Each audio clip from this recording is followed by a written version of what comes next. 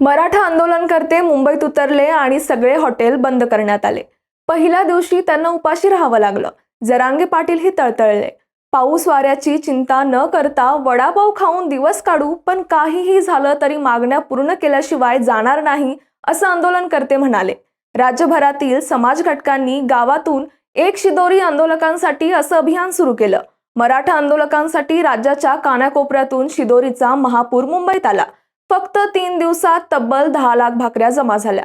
इतक्या मोठ्या प्रमाणात मदत आली की सिडको प्रदर्शन केंद्र भाकरी, चपाती, लोणचं, ठेचा आणि पाण्याच्या बाटल्यांनी अक्षरशः भरून गेलं।